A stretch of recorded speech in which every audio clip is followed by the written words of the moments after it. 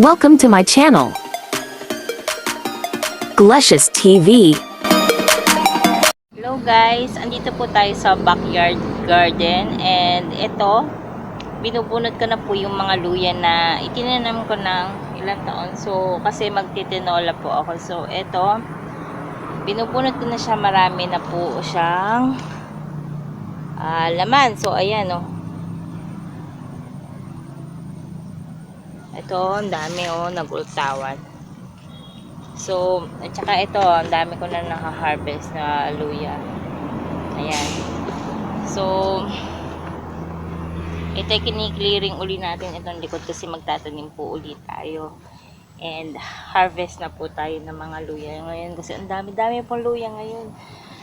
Ang dami kong nakita na halos matured na, pwede ng pambili. So, i-harvest na po natin.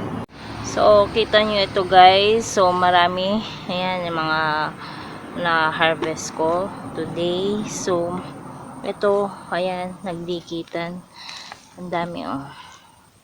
Ayan. Ari, halos punong-puno ito ng, luya. Itong ugat na to, hinila ko. Ayan, kasi, ito ay yung ugat ng kandi-kandilaan. Ayan, pinutol ko na para mahukay itong mga luya. Ayan. Marami oh. Kita niyo yan. Ayan. Nagtago na sa bao. Ang dami. Ang iba sumingit na doon sa bao oh. Ayan oh. Sumingit na. Kasi lumawak na siya. Babot na siya hanggang doon.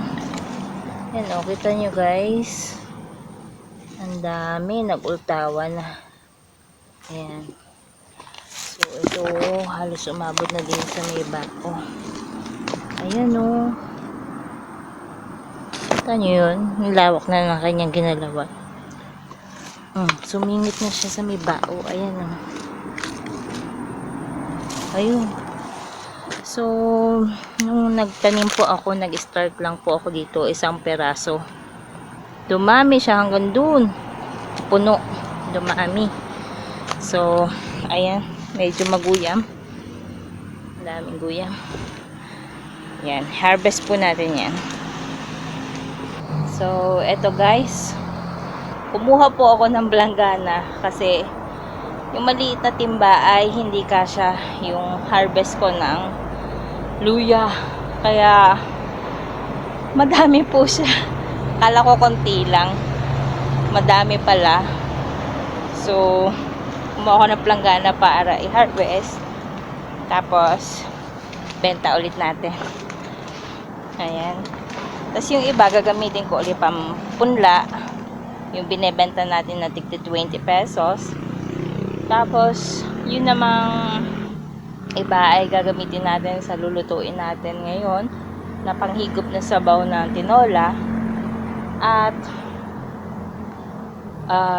yun nga, yung iba ay ibebenta natin para makabawi naman tayo sa puhunan natin binhi nung nauna. So ngayon po, hindi na ako bumibili ng pambinhi dahil dito sa mismong tanim ko ako na kumukuha ng pambinhi.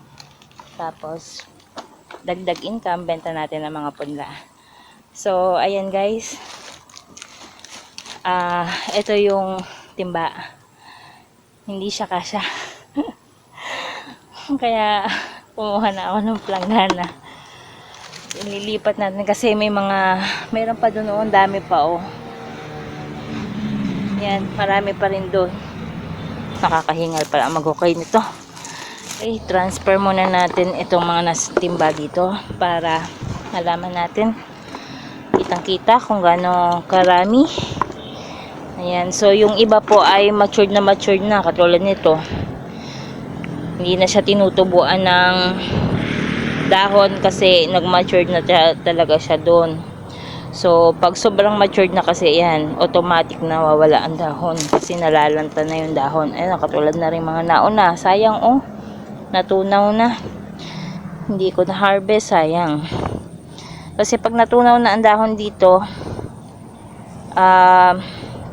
i-harvest nyo na. Kaso nakalimutan ko. Pag yung ganito na yung dahon, naglanta na, tapos Katulad nito, ito, nagmalanta na ito. Yan, ganyan. Pag ganyan na siya, ay harvest nyo na at baka pag naulan na ng maiga, ay matutunaw lang. So, mas magandang magbinhi kapag ganitong matured. Kasi mas maganda ang punla niya. May ubi pa.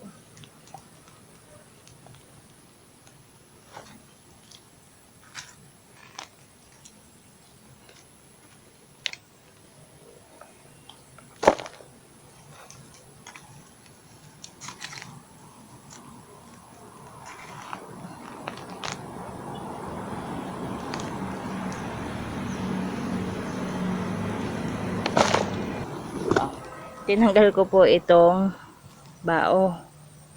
Ang dami palang nasa loob ng bao. Ayan o, maliliit kasi hindi na sinaga ng araw.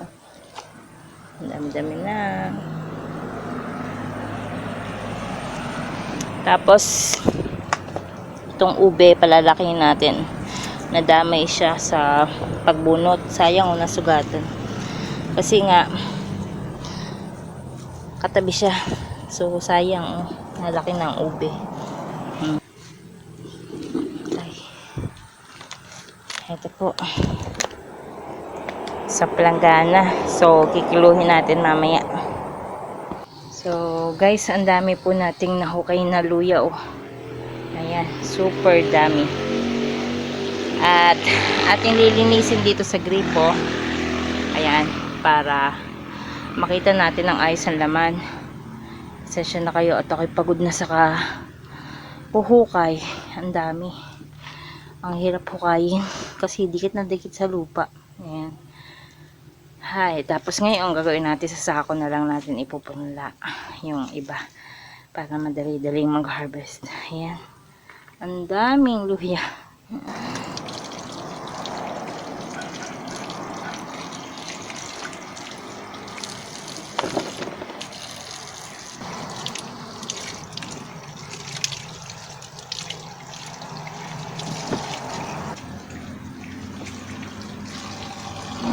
Iba talaga kapag nagtatanim ka, so patience lang para makarami ka ng ani. So ito inabot ng 1 taon higit, pero tingnan niyo naman ang harvest ko today.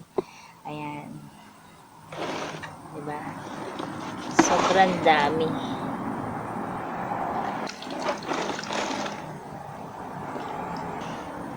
Sobrang dami po guys ng aking harvest sa luya. Diba? So, pagbebenta natin yung iba. O nga pala, bakit ko nagustuhan ang planting? Kasi for me, it's a passive income na kahit hindi mo siya, tuloy siyang dumadami, patuloy siyang lumalaki. Sa gusto po ng luya, yan. Binebenta ko siya 80 pesos po per kilo. Yay!